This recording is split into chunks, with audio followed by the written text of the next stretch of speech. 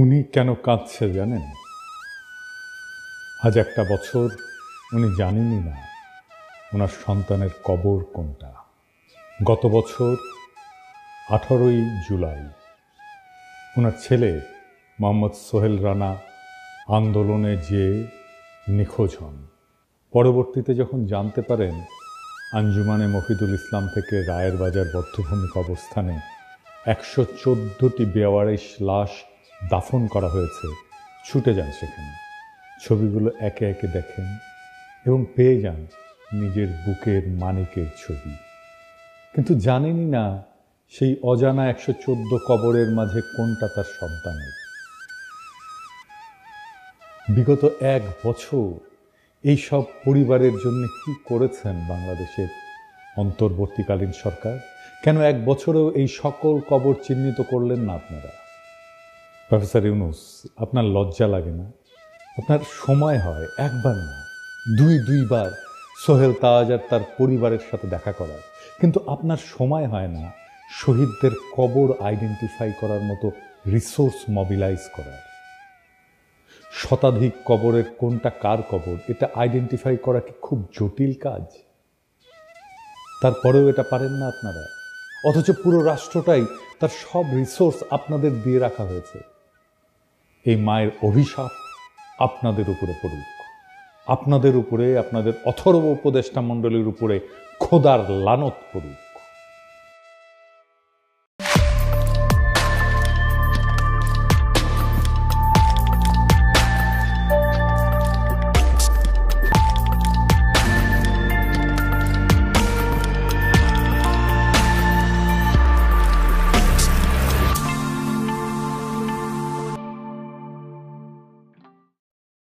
আমরা যখন ছাত্র রাজশাহীতে, তখন পাপিয়া ও রাজশাহী ইউনিভার্সিটির ছাত্রদল নেত্রী তুখোর বক্তা। পাপিয়া তখন ক্রেজ আর কি। পাপিয়া আসবে, বক্তৃতা দিবে, শুনলে পাবলিক ঝাইপে পড়ে। আমিও খালি শুনি পাপিয়া নামে এক নেত্রী আছে, হেভি বক্তি মাঝারে। এ তো শোনা হয়নি কখনো। তো এর মধ্যে পলিটেকনিকে ইলেকশন হবে, আমি কাজ করতেছি দিন রাত, এটি আমাদের ক্যান্ডিডেট আছে, ভালো ক্যান্ডিডেট, জিতবে আমরা জানি। হেভি গরম পড়িছে, রাজশাহীর গরম তো জানেন, চান্দি ফাটানো গরম। তো পাপিয়া আসিছে প্যানেল পরিচিতি অনুষ্ঠানে, গরমে ত্রাহি ত্রাহি অবস্থা। তো পাপিয়া বক্তৃতা দিতেছে ওই প্যানেল পরিচিতি। ছাত্রদল এই নির্বাচনে জিতবে, সেদিন ওরা যে কান্না করবে, সেই কান্নার পানিতে যে বন্যা হবে, সেই বন্যার পানিতে আমরা সাঁতার কেটে কেটে উল্লাস করব। ওই যে গরম, ওই গরমের চাইতেও বেশি গরম নিয়ে আমরা বিজয়ী হব। এর মানে কি? সেই দিন বাগে খেয়েছে, তারপরে 36টা বসন্ত পার হয়ে গেছে, তাও গরমের চাইতে বেশি গরম। এই কথার মানে বুঝি নাই। আপনারা বুঝিছেন? হ্যাঁ, বুঝেন নাই? এই জন্যই কবি পুলক বন্দ্যোপাধ্যায় লিখেছিল, তুমি কি যে বলো বুঝি না, তোমার মুখের পানে চাহিলে আমি কিছু শুনি না। তুমি কি যে বলো বুঝি না। আল্লাহর কি অসীম কুদরত। কিছুদিন আগে এই গরমের উপরে থাকা কথাটার মানে বুঝেছি। এটা নাটকের ক্লিপ দেখে আপনারাও শুনেন। এই যে এটা আমার চেহারা ছবি মাশাআল্লাহ ভালো। তো যাই হোক, ক্যাবলা কোন দিকে? ক্যাবলা কি? আরে পশ্চিম। এইদিকে। এইরকম টেলিভিশন দেখি নাই, টেলিভিশনটা একটু ছাড়ো তো। এটা টেলিভিশন না। তাহলে এটা কি? এটা জানার আপনার দরকার নাই, গরম লাগলে খবর দিন।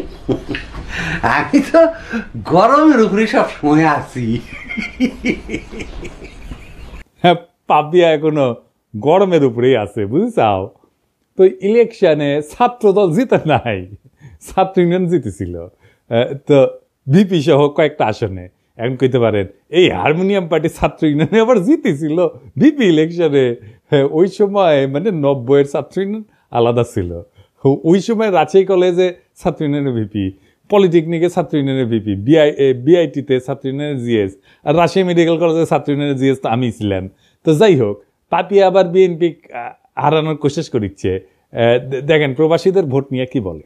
থেকে এসে কেউ যদি মেম্বার হয় সেটাকেই মানতে চায় না।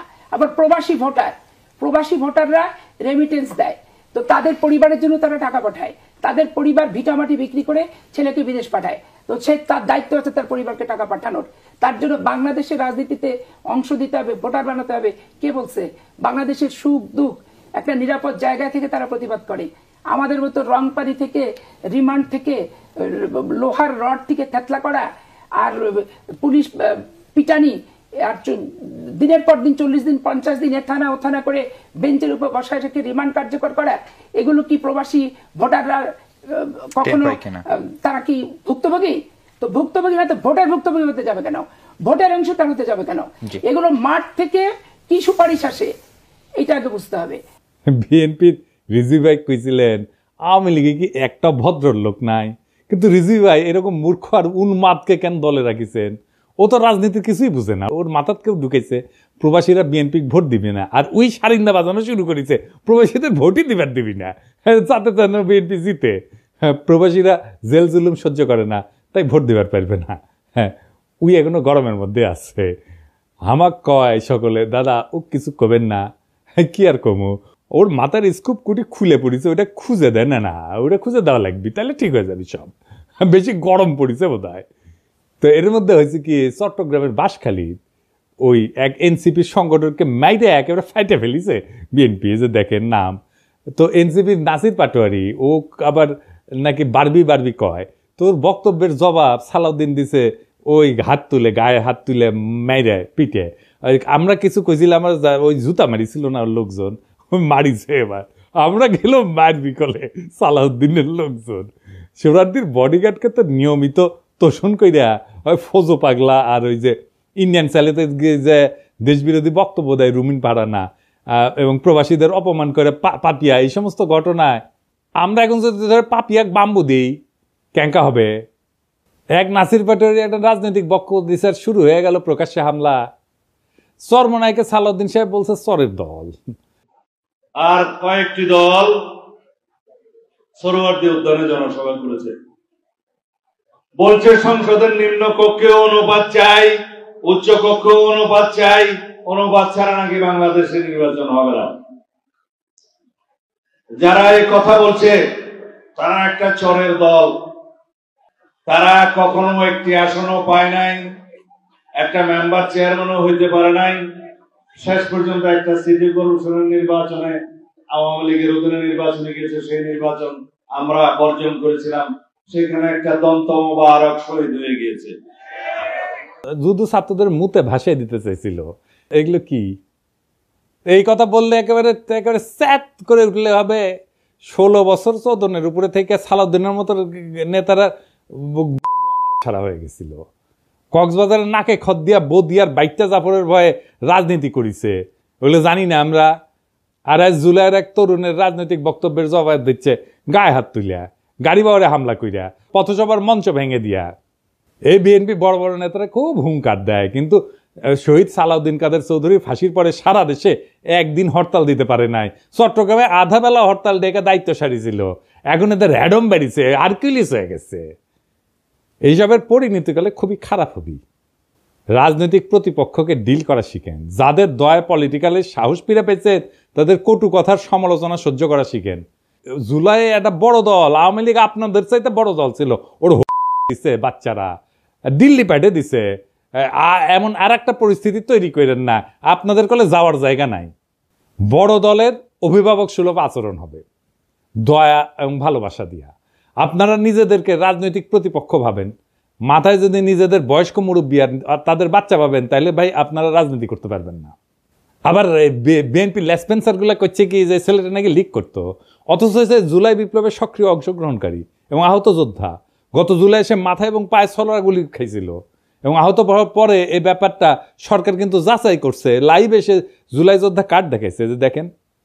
ইতিমধ্যে একটা খবর আমরা পেলাম যে বাঁশখালী, চট্টগ্রামের বাঁশখালীতে আমাদের একজন সংগঠক এবং আমাদের নেতা একই সাথে গত জুলাই সে আহত, গুলিবিদ্ধ, তার পায়ে এবং মাথায় ছড়া গুলি যেটা, সেটা সেই মানে আহত সে, এবং সে এনলিস্টেড আহত, যেটা মানে সরকার কর্তৃক যেটা জুলাই যোদ্ধা কার্ড দেওয়া হয় আর কি আহতদের জন্য।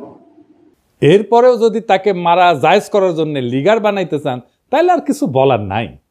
হ্যাঁ, আওয়ামী লীগের সাথে যে আচরণ করেছিলাম আমরা আপনাদের সাথে সেটা শুরু করব, এবং এটা করলে আপনাদের চটি বাটি গোল হয়ে যাবে, কয়ে দিলাম আগে থেকেই। আবার দেখেন বিএনপির এক যুব নেতা স্লোগান দিচ্ছে, তুমি কে আমি কে বাঙালি বাঙালি। শুনুন, তুমি কে আমি কে, সে কে সে কে, তুমি কে আমি কে, সে কে সে কে। বিএনপির আদর্শ হইতেছে বাংলাদেশি জাতীয়তাবাদ। বাঙালি জাতীয়তাবাদকে পরাজিত করে বাংলাদেশি জাতীয়তাবাদের প্রবক্তা ছিলেন শহীদ জিয়া, এবং এটা শহীদ জিয়ার অরিজিনাল আইডিয়া, কেউ কয়া দেয়নি। শহীদ জিয়ার রাজনীতিকে এরা কব্বর দিয়ে দিল। এরা বিএনপিকে আওয়ামী লীগ বানায় ফেলতেছে। সাবাস বাঘের বাচ্চা, ওই ভাবিচ্ছে যে এই কইরা লীগের ভোটগুলো টানবি, কিন্তু ওর যে নিজের ভোটগুলো জয় বাংলা হয়ে যাবে সেই খবর আর নাই। তো এই নয়ন সম্পর্কে শোনা যায় নাকি প্রচুর চাঁদাবাজি করেছে, জানি না। নয়ন তুমি কিছু মাইন্ড করো না, শুনিচ্ছি আর কি, সত্য মিথ্যা জানি না। তবে নয়নের কাছেও এই অনুসন্ধানী সাংবাদিক ওই চান্দা চাইছিল, এটা নয়ন নিজেই কইছে, শুনেন। উনি তো সেনাবাহিনীর মানে বহিষ্কৃত কর্মকর্তা, উনি সেনাবাহিনীতে চুরি করেছে, উনি মাদক এডিক্টেড, যে কারণে ওনার চাকরি চলে গিয়েছে। উনি তো আমার কাছে চাঁদা চাইছে, আমার কাছে লোক পাঠাইছে চাঁদার জন্য। ভাই নয়ন, তুমি ওরা গুরু মানো, তুমি ওরা গুরু মানো, তোমার কয় চান্দা, তোমার কাছে যদি চান্দা চায় তাহলে কি অবস্থা চিন্তা করো। যাই হোক, গতকাল জামাত মহাসমাবেশ করেছে। তো এই সমাবেশের তাৎপর্য কি, মেলাজন মেলা হিসাবপত্র দিচ্ছে। আমি হিসাব নিয়ে পরে আসিছি, পরে একটা এপিসোড করবো নি যদি টাইম পাই। আসেন এমনি সমাবেশের তাৎপর্যটা বুঝে দেখি। তো ওই গতকালকে ওই যে বাঙালি জাতীয়তাবাদ এবং জয় বাংলার লোকেরা, এদের কিন্তু গভীর বেদনার দিন ছিল। তারা মুখে কিছু কয় নাই, কিন্তু আমি জানি তাদের হৃদয়ের ভিতরটা থমথম করেছিল। এবং অনেকের জন্যেই, যারা 1971-কে মুক্তিযুদ্ধকে এখনো অন করে, তাদের জন্য একটু অস্বস্তিকর দিনটা। কেন জানেন? যে ঢাকা রেসকোর্স, ওইখানে জামাতে ইসলামী সভা করছে, যেখানে 7ই মার্চে শেখ মুজিব সোহরাওয়ার্দীর বডিগার্ড ভাষণ দিছিল। ওইটা কিন্তু তাহলে একটা নিছক সমাবেশ থাকে না, এইটা একটা রূপক অর্থে পুনর্দখল হয়ে যায়, নীরব পুনর্দখল, সাইলেন্ট রিক্লেমেশন হয়ে যায় জামাতের পক্ষ থেকে। তো সেই 7ই মার্চে যে শেখ মুজিব ওইখানে ভাষণ দিছিল, ওই দিন শেখ মুজিব কেবল একজন নেতা ছিল না, সে ছিল একটা জনরায়ের প্রতীক। বাঙালি মুসলমান নিজেদের প্রয়োজনে ভোট দিয়া তারে মুজিব বানাইছিল, নেতা বানাইছিল। এভাবেই কিন্তু নেতা বানায়, নেতা তৈরি হয় না, নেতা বানায় জনগণ বানায়। যদি মৌলানা ভাসানী 70-এর নির্বাচনে অংশ নিতেন তাহলে ইতিহাস হয়তো অন্যরকম হইতো, মুজিবের জায়গায় রেসকোর্সে দাঁড়াইতেন ভাসানী। তার মানে রেসকোর্স ময়দানে প্রতিটি জমায়েত, প্রত্যেকটা উচ্চারিত শব্দ 71 সালের এক নীরব হিসাব, 71 সালের একটা হিসাব নিকাশকে কিন্তু ছুঁয়ে যায়। এই জায়গাটা কেবল জয় বাংলার না, বরং বাংলাদেশি আত্মপরিচয়েরও প্রতীক। কিন্তু 1976 সালে 7ই মার্চে ওইখানে জামায়াতের সমর্থকরা পাকিস্তান জিন্দাবাদ স্লোগান দিয়েছিল, কনফেডারেশনের দাবি তুলেছিল। তখনও কিন্তু জামাত আনুষ্ঠানিকভাবে দল হিসেবে আত্মপ্রকাশ করেনি বাংলাদেশে। এই ঘটনার ভিতরে নিহিত আছে বাংলাদেশপন্থী নাগরিকের জন্য কিছুটা হলো বেদনার, এমনকি অপরাধ বোধের কারণ কিন্তু আছে। কিন্তু কাকে দোষ দিবেন? এই আত্মধ্বংসী বাস্তবতার জন্য দায়ী শেখ মুজিব নিজে এবং তার কন্যা শেখ হাসিনা। কারণ তারা জনগণের ভোটের পরিবর্তে ভরসা করছে ইন্ডিয়ার উপরে, এবং কলকাতার চিন্তকদের ইন্টেলিজেন্সিয়ার মাধ্যমে বাঙালি জাতীয়তাবাদকে আমদানি করে আমাদের উপরে চেপে দিছে কলোনিয়াল তালুকদারির উত্তরাধিকার হিসাবে, যার ফলাফল বাংলাদেশের মুসলমানরা তাদের প্রত্যাখ্যান করছে। সত্যি কথা বলতে, যদি আওয়ামী লীগ 1975-এর পর গণতান্ত্রিক ধারায় ফিরে আসতো, সে আর কলকাতার ইন্টেলিজেন্সিয়ার পরামর্শে বাঙালি জাতীয়তাবাদ চাপাই নাই দিয়া বাংলাদেশি চেতনাকে বিশ্বাস করত, যদি তারা জিয়ার তুলনায় আরো গণতান্ত্রিক হওয়ার দিশা বেছে নিত, তাহলে আজ তাদের এমনভাবে উৎখাত হইতো না। তাই আজ যারা বাঙালি জাতীয়তাবাদের পতাকার নিচে বুক চাপড়ায় কাটতেছেন, তাদের অনেকেই শেখ হাসিনার ওই ভারত ঘেঁষা রাজনীতির বিরুদ্ধে আপত্তি করেন না, কিন্তু বরং নিজেদের ভিতরের ইসলাম বিদ্বেষ থেকে জামাতকে গালি দিচ্ছেন, জিন্নাকে গালি দিচ্ছেন, বাঙালি জাতীয়তাবাদকে ধর্ম বিদ্বেষের হাতিয়ার বানাইছিলেন। শুধু তাই না, হাসিনার নির্মম নির্যাতন, নিপীড়ন, গুম, খুন, হত্যাকাণ্ডে তারা নীরব সমর্থন দিচ্ছেন। বিদেশে লুটপাট করার টাকা ভাগাভাগিতেও তারা মুখ ফেরায় থাকেনি। এবং এরই ফলাফল হলো আজকের এই পরিণতি, আওয়ামী লীগের পতন আর জামাতের উত্থানের বাড়তি সুযোগ। তবে এই মিটিং আর একটা অভাবনীয় ঘটনা ঘটছে। কি সেটা? জামাতের আমির, আমার অত্যন্ত পছন্দের বড় ভাই, তিনি 2 বার বক্তৃতা দিতে গিয়ে কোলাপস করে পড়ে গেছে। এইটা কি একটা রাজনৈতিক দলের নেতার জন্য কাম্য একটা বিষয়, কাম্য ঘটনা? এর ফলে কি জামাত আগাইলো না পিছাইলো? জামাতের কি দুর্নাম হবে? ওনার কি নেতৃত্বের সামর্থ্য নিয়ে প্রশ্ন উঠবে? না, এতে ওনার জনপ্রিয়তা বাড়বে। হিসাব করে দেখেন কারণটা কি? এতে একটা আবেগের সংহতি তৈরি হয়। নেতা যদি হঠাৎ অসুস্থ হয়ে পড়ে, জনগণ তাকে রক্ত মাংসের মানুষ হিসেবে দেখতে শুরু করে এবং একটা সহানুভূতির ঢেউ তৈরি হয়। মানুষ মনে করেন তো দেশের জন্য এরকম করছেন, এই অনুভূতি কাজ করে। এইভাবে কোলাপস করলে তাকে একজন ত্যাগী যোদ্ধা হিসেবে তুলে ধরে। দেখো দেখো দেশের জন্য কতটা কষ্ট করতেছেন, এই বার্তা ছড়ায় পড়ে। পলিটিক্সে সবাই কথা বলে, কিন্তু সবাই কথা বলার মতো থাকে না। আর যখন কেউ কথা বলার মাঝখানে হঠাৎ এইভাবে নিঃশ্বাস হারায় ফেলেন, তখন মঞ্চ কেঁপে ওঠে। একটা শরীরের পতনে তখনই শুরু হয় এক নতুন ধরনের রাজনীতি। না, আমরা বীরত্বের কথা বলতেছি না, বলতেছি ভাঙনের মধ্যে দিয়ে উত্থানের কথা। যখন নেতা কোলাপস করেন, তখন তিনি কেবল মাটিতে পড়েন না, তিনি পড়ে যান মানুষের হৃদয়ের গভীরে। শফিক ভাই এইভাবেই হৃদয়ের গভীরে পড়ছেন। যেটা ঘটছে আমরা দেখছি, একটা জনসভা, লক্ষ লক্ষ মানুষের ভিড়, নেতা কথা বলতেছেন, সরাসরি আগুন জ্বরা ভাষণ, হঠাৎ থেমে গেলেন, নিঃশ্বাসের শব্দ বেড়ে যায়, 1 পা 2 পা করে, তারপরে ধপাস করে পড়ে গেলেন মঞ্চেই। অনেকে চিৎকার করে উঠছেন, কিন্তু তিনি কি সত্যি পড়ে গেছেন নাকি ঠিক তখনই তিনি মানুষের হৃদয়ে উত্থান করেন? আমি কয়েকটা আন্তর্জাতিক ঘটনার কথা বলি। রবার্ট এফ কেনেডি ভাষণ শেষে গুলিবিদ্ধ হয়ে মঞ্চে পড়ে যান। কোনো রাজনৈতিক প্রতীক কখনো এত রক্তে জন্ম নেয়নি। তার জন্য পোস্টার ছাপা হয়, এতেই উনার জনপ্রিয়তা আকাশচুম্বী হয়ে যায়। রাজনীতি মানে কিন্তু পারফেকশন না। মানুষ চায় একজন তার মতো একজন মানুষ, তার মতো একজন ভাঙা নেতা, যে তার মতো কষ্ট পায়, যে তার মতো কাঁদে, যে তার মতোই ভালনারেবল। এটাই হিরোইক সাফারিং এফেক্ট। নেতা যদি ভোগে, জনগণ তাকে ভালোবাসে। ফরাসি চিন্তাবিদ জালুক ন্যান্সি, উনি বলছিলেন, যে শরীর কষ্ট করে সেই সত্য বয়ে আনে। আর জর্জিও আগাম্বেন উনি বলছিলেন, the moment the sovereign body collapses, the political soul rises. তাহলে প্রশ্ন দাঁড়ায়, নেতা যখন পড়ে যায় তখন কি উঠে আসে? উঠে আসে ক্ষমতার নতুন ভাষা। ভাঙন থেকে উঠে আসে এক নতুন প্রতীক, যেখানে নেতা আর কেবল মানুষ না, তিনি হয়ে ওঠেন সিনেমার মতো সাহসের স্থাপত্য, বীরত্বের প্রতীক, আস্থার জায়গা, ভরসার জায়গা, এবং মানুষ কানেক্ট করতে পারে তার সাথে। নেতৃত্ব সবসময় ভাষণের মধ্যে থাকে না, এইভাবে পতনের মধ্যেও থাকে। তাই এটা সিম্বলিক ব্রেকডাউন। ফরাসি দার্শনিক রোলা বার্ট বলছিলেন যে মৃত্যুর কাছাকাছি যাওয়ার প্রত্যেকটা মুহূর্তই একটা রাজনৈতিক পুনর্জন্মের আভাস দেয়। নেতা যখন কোলাপস করে, তখন মানুষ বোঝে এই লোক নিজের চেয়েও বড় কিছুতে বিশ্বাস করে। আর এখানেই আসে এক গভীর থিওরি, যেটা আগে বলছি, হিরোইক সাফারিং এফেক্ট। নেতা যখন কষ্টে পড়ে, তার প্রতি সহানুভূতি বাড়ে, আর সহানুভূতির সাথে আসে বিশ্বাস। বিশ্বাস থেকে তৈরি হয় কারিশমা। জার্মান সমাজবিজ্ঞানী ম্যাক্স ওয়েবার বলছিলেন, কারিশমা হচ্ছে এক ধরনের ঐশ্বরিক বা অতিপ্রাকৃত বৈধতা, যা দুর্দিনে প্রকাশ পায়। নেতার শরীর যখন হার মানে, মন তখন কথা বলে, আর মনই তখন জনগণের সাথে একাত্ম হয়ে যায়। সুতরাং নেতা যখন তার ভাষণের মঞ্চে পইরা যান, তখন আমরা যদি দুঃখ করি, তাহলে কিন্তু আমরা ঘটনাটা বুঝি না। আর যদি ভাবি উনি দুর্বল হয়ে পড়ছেন, তাও ভুল। কারণ নেতা আসলে তখনই সবচেয়ে শক্তিশালী হয়ে ওঠেন। তখন তার শরীর চিত হয়ে পড়ে থাকে, আর জনগণের মন তার দিকে ঝুঁকে পড়ে। রাজনীতি কেবল শব্দের খেলা না, এটা কখনো কখনো শরীর ভাঙার বিনিময়ে মন জয়ের কাহিনী। শফিক ভাই মানুষের মন জয় করে ফেলছে।